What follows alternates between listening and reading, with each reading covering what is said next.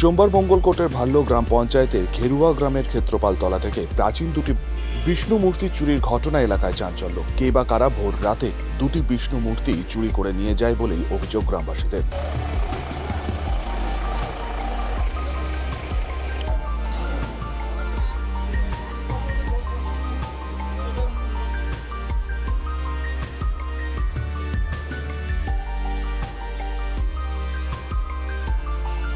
খবর পেয়ে মঙ্গলকোট থানার পুলিশ ঘটনাস্থলে এসে তদন্ত শুরু করে। গ্রামবাসীদের দাবি, বেশ কয়েকটি মূর্তি বছর দুয়েক আগে অজয় নদী থেকে উদ্ধার হয়েছে। মূর্তিগুলি খুবই দামি বলেই অনুমান গ্রামবাসীদের। কি হয়েছে এখানে গ্রামে? এখানে গ্রামে বলতে আমাদের বাংলার 1387 কি 89 এরকম প্রথম একটা বিষ্ণু মূর্তি এখানে উদ্ধার হয়। উদ্ধার হওয়ার পর সাড়ম্বরে অভিষেক হয়, তার পুজো আর্চা চলে। তারপরে 2022 সালে পরপর তিনটে এরকম বিরল বিষ্ণু মূর্তি, কোনোটা 2 ফুট, কোনোটা 3 ফুট, কোনোটা 2 ফুটের কাছাকাছি উদ্ধার হয় নদীর এই খেরুয়া উপত্যকা থেকে।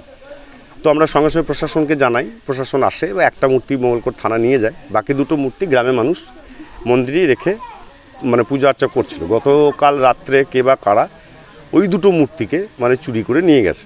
আর আরও যে মূর্তিটা আমরা আগে পেয়েছিলাম সেটাও চেষ্টা করেছিল চুরি করা, কিন্তু সেটা পারেনি তুলতে, যেহেতু সেটা সিমেন্ট দিয়ে ইয়ে করা আছে, প্রথিত করা আছে মাটিতে। এই দুটো নিয়ে গেছে। তো সেটা আমরা সঙ্গে সঙ্গে প্রশাসনকে জানিয়েছি, থানাও এসছে। অভিযোগ পাওয়ার মাত্রই সকালে এসেছিল, আবার এসছে। আমরা চাইছি যে আমাদের এই খেরুয়া নদী উপত্যকাটাকে সংরক্ষিত করা হোক, যেহেতু বারবার এই বিরল প্রত্নতত্ত্ব সামগ্রী এখান থেকেই পাওয়া যাচ্ছে, 1 নম্বর। আর 2 নম্বর হচ্ছে যে এই মুহূর্তে যারা এই কাজের সঙ্গে যুক্ত তাদেরকে খুঁজে বার করা হোক এবং মূর্তি দুটো উদ্ধার করা হোক এবং যথাযথ সংরক্ষণ করা হোক। কি দেখেছেন আপনি? আমি প্রতিদিন সকালে আর কি ঠাকুর ঘর মুছি, তারপরে ঝাঁট ঝুট দিই, পরিষ্কার করি, দিয়ে এলাম। এসে সকালেই বালতিটা নিয়ে এলাম। এই তখন ভোর 5টা বাজবে, 5টার সময়। দিয়ে এসে তখন দেখছি যে ঠাকুর ঘরটা খোলা, একদম পুরো ঠাকুর ঘরটা খোলা আছে। দিয়ে আমি এসে দিয়ে বালতিটা নামিয়ে দিয়ে যখন ঠাকুর ঘরটা দেখতে গেলাম এমনি করে ইয়ে করে, তখন দেখছি যে ঠাকুর ঘরটায় দুটো ঠাকুর নাই।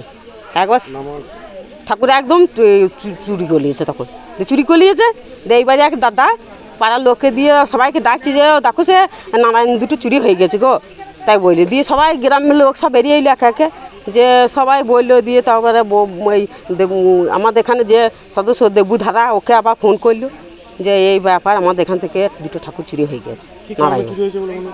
হ্যাঁ, সেইটা তো কী কারণে কী করে জানবো। ওই যে মেলা টাকা দাম বলছিল, এক সংবাদ দিয়েছিল, দেখে গিয়েছে, সে বলছিল যে প্রচুর টাকা দাম ওই ঠাকুরগুলো।